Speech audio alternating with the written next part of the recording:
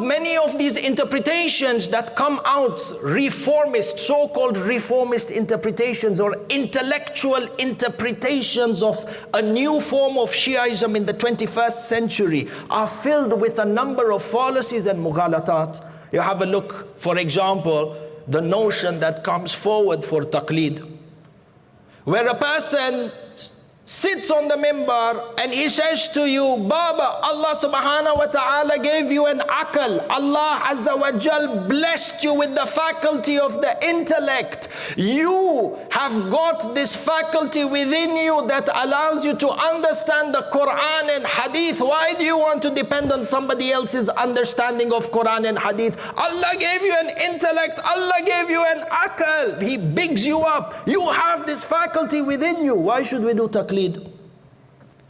We have a number of answers.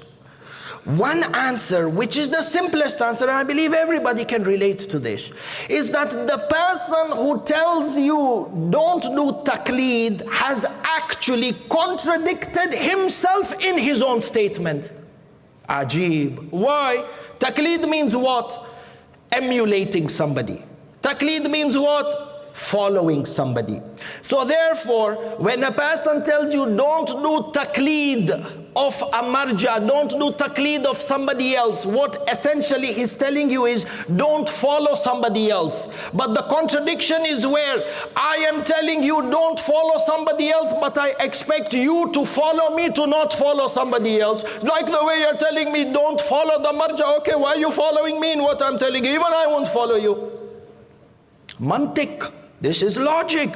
You find that within the field of science, this argument is called, the argument is called a dawr. It's a circular argument, which is essentially a very polite way of saying a nonsensical argument. I tell you, don't follow other people, and I expect you to follow me so that you don't follow other people. Nonsensical argument. Similarly, you find that as we try to understand the intellect in terms of its capability, this is, by the way, before I move to that point, I recite for you a hadith in regards to taqleed as well. Taqleed is an institution which was established way before ghaybat al-sughra. This aspect of taqleed, it was something that used to happen even from the time of Amir al-Mu'mineen. And the dalail are many, but it's not the scope of our lecture today. Let me read for you a hadith that puts things into perspective. Hadith al-Sharif narrated on authority of Imam al-Askari salawatullahi wa salamuhu alayhi. Allahumma salli ala Muhammad wa ala Muhammad. Hadith is found in Kitab Wasa'il al-Shi'a, Hurr al-Amili, and I believe also it is found ala ma fi bali in Kitab Ihtijaj as well. The Imam says, Imam al-Askari, فَأَمَّا مَنْ كَانَ مِنَ الْفُقَهَاءِ. I want to read this verbatim. فَأَمَّا مَنْ كَانَ مِنَ الْفُقَهَاءِ صائنا لنفسه حافظا لدينه مخالفا على هواه مطيعا لأمر مولاه فللعوام أن يقلدوه. Imam al-Askari says, and as for those from the fuqaha, those who are protecting their religion, حافظا لدينه, they go above and beyond to protect the principles and the tenets of this religion. Number two, مخالفا على هواه, they are against, or they are not affected or influenced by personal opinion or factors that sidetrack the intellect. And I will come to what factors those are real quick before we end the majlis. Mukhalifan ala hawa, he's against his own base desires and against his lust and against materialistic inclination that clouds his judgment or clouds the faculty of the intellect. He's free from all that. Muti'an li amri mawla, who is absolutely unconditionally obedient to the commands of his mawla, meaning who? The imams. Then what should you do when you've identified somebody of these characters or qualities? فَلِلْ عَوَّامِ أَن يُقَلِّدُوهُ.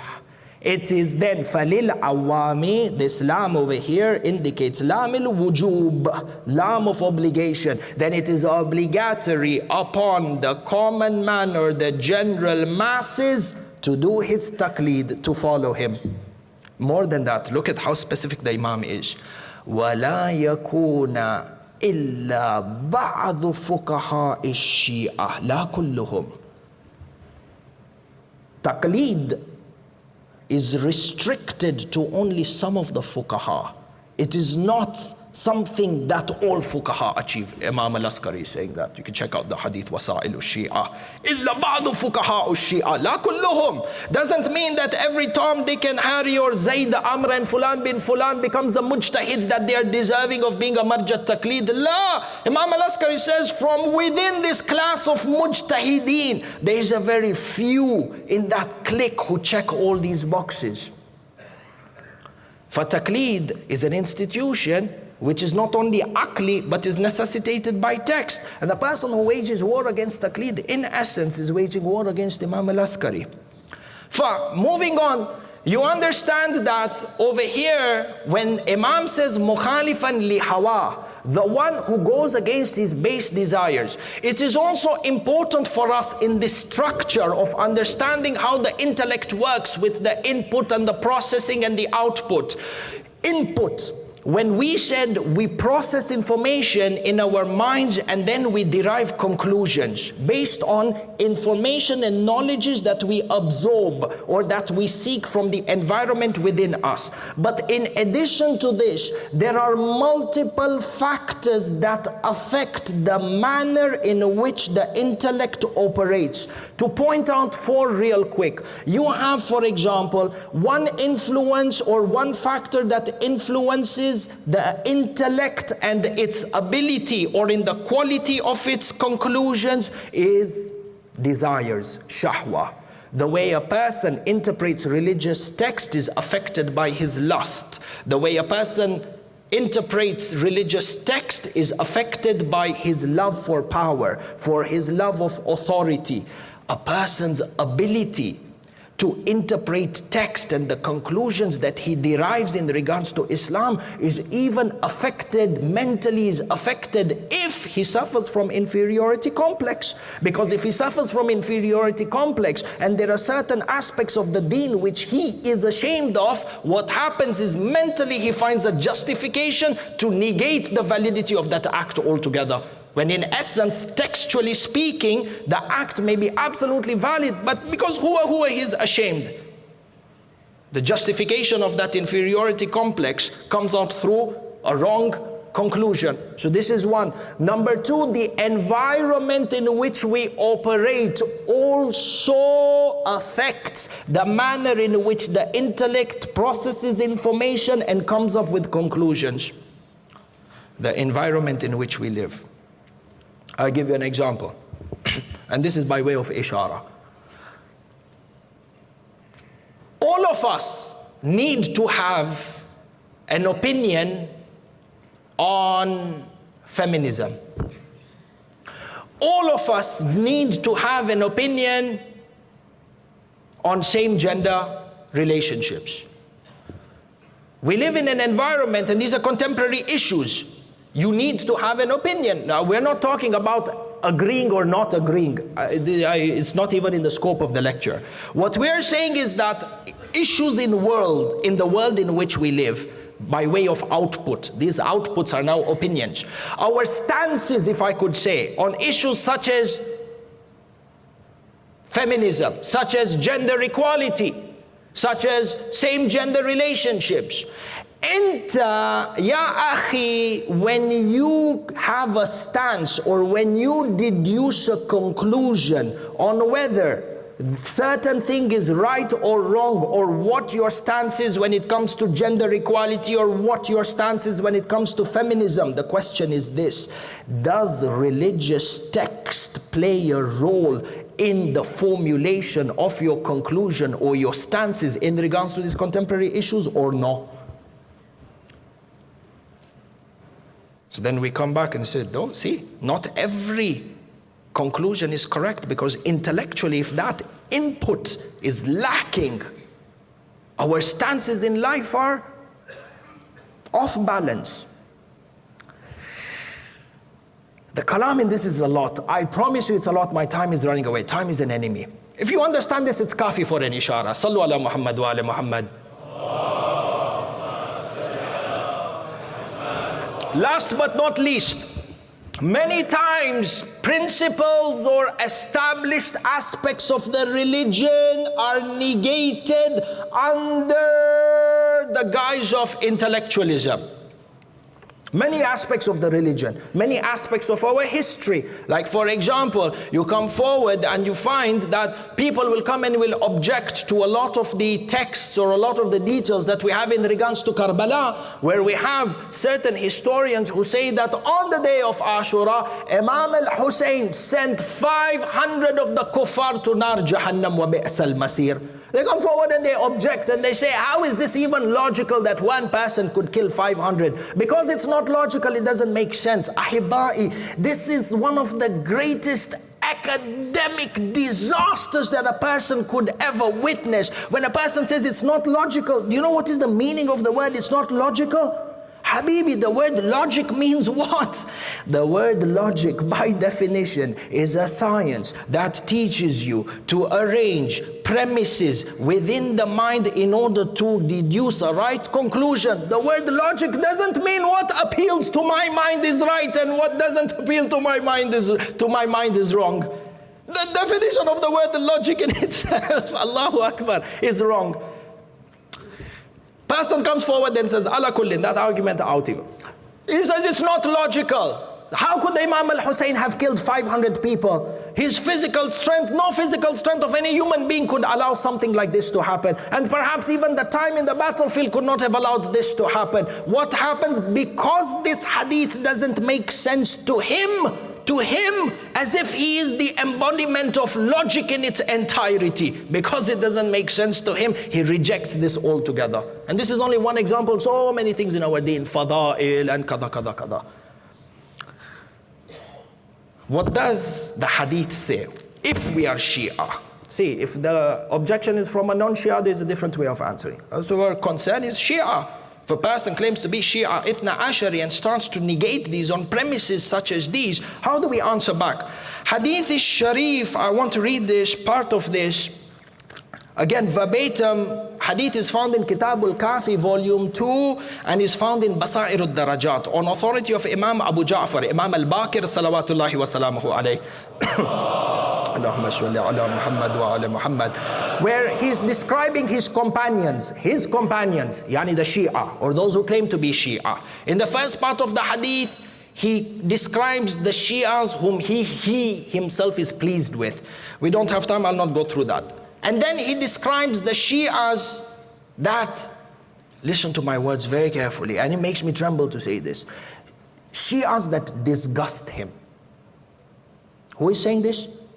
Imam al-Baqir. وَأَسْوَأُهُمْ, he goes on to say, وَأَسْوَأُهُمْ عِنْدِي حَالًا وَأَمْقَتُهُمْ, and for the most evil of those people who claim to be my followers, and the most amkat, yani despicable, disgusting, whatever you want to say, disgusting of them, الذي إذا سمع الحديث ينسب إلينا ويروى عنا فلم يقبله اشمعز منه وجحده وكفر من دان به. He says the most disgusting or despicable of my followers are those when a hadith that has emanated from us comes to them, they get access to our hadith, وَيُرْوَ عَنَّا فَلَمْ يَقْبِلْهُ, but his mind doesn't accept it. He doesn't have the mental capacity to understand the hadith, or that hadith challenges every other thing that he might have formulated in regards to the deen. So he rejects the hadith because he lacks the power of comprehension, or is not willing to comprehend it altogether. More than that, not only does he belie that hadith, more than that, he begins to accuse others who practice that hadith, who believe in that hadith and live by that hadith. He goes on to say, فَخَرَجَ فَيَكُونَ, the hadith goes on, it's pretty long. فَيَكُونَ بِذَلِكَ خَارِجٌ عَنْ وِلَايَتِنَا. Imam al-Baqir says, and when a person does this, rejects hadith purely on the basis that he himself cannot understand it, and he rejects it and he starts rebuking and condemning or mocking the people who work by or live by that hadith, Imam al-Baqir says, فَيَخْرُجْ عَنْ وِلَايَتِنَا, he has come out of the fold of our wilayah. Yani, Imam al-Baqir, wal-ayadu billah, has disowned that person. Is there any greater tragedy than to be disowned by a ma'soom imam? Chief, making the religion a religion of opinions. Religion is not a joke. Imam al-Hussein gave the blood from his infant's neck for this deen. And just so that there is closure on this issue of 500 people. Salawat ala Muhammad wa ali Muhammad. This objection that comes forward, how is it that Imam al-Hussein could have killed 500 people? And in fact we have qara'in, enough indications from the texts of the maqatil and books of history that are scattered across numerous manuscripts that perhaps 500, not even perhaps, akid, 100%, that 500 was probably in one hamla of the Imam, not in his entirety. But a person... And you see, sometimes, ahibai, respected brothers, sisters, and I love you with the bottom of my heart, and I hope this doesn't come out as an attack towards you, but we need to understand the environment in which we operate. And this religion, this deen is like a market, like a souk, in which there are vendors and traders who are truthful and selling you legit goods, and there are those who are out there to make a buck out of you for nothing, where you lose your dunya and your akhirah. In any case, and Amir al-Mu'mineen, in fact, he compares this dunya and makes this comparison between deen and a souk, so it's not from my pocket. But in any case, person comes forward and he says to you, Baba, 500 people Imam al-Hussein killed on the day of Ashura. These are exaggerations within the Maktal. These are exaggerations that have just been put. It's not logical. We say to them, Ya akhi, the answer for this, the proof for this, you don't need to look at the sanad, wala i'tibar as-sudur, wala shi. You need to come back to the Quran. The answer is inside of the Quran, where Allah subhanahu wa ta'ala says, Suratul Anfal, verse number 65. Bismillahir Rahmanir Rahim. Ya ayyuhan nabi, harrid al-mu'minina ala al-qital. O Prophet, encourage the people towards war. I must say over here, and we know this, but it's always good to say this. This is in the context of a defensive war. The Prophet never, ever, ever initiated an aggressive war or a preemptive attack. Everything was defensive. So they were defending themselves. O Prophet, encourage the mu'mineen and the believers to go towards war. إِيَّكُنْ مِنْكُمْ 20 صَابِرُونَ يَغْلِبُوا مِئَتَانِ. If there are 20 companions with you, Ya Rasulullah, and they have sabr, and they have the institution of patience deeply ingrained within them, they will have the power to overcome 200. وَإِن يَكُونُ مِنْكُمْ 100 يَغْلِبُ الْأَلْفَيْنِ, or what is it? Alfan min alladhina kafaru. And if there are 100, they will be able to overcome 1,000. So Allah subhanahu wa ta'ala is saying, you as a believer who has sabr, who has iman, a regular person, if you have iman and sabr, Allah will give you strength to overcome 100 and 1,000. This is a normal mu'min. What about if you are the master of all mu'mins and Sayyid Shabab Ahlil Jannah?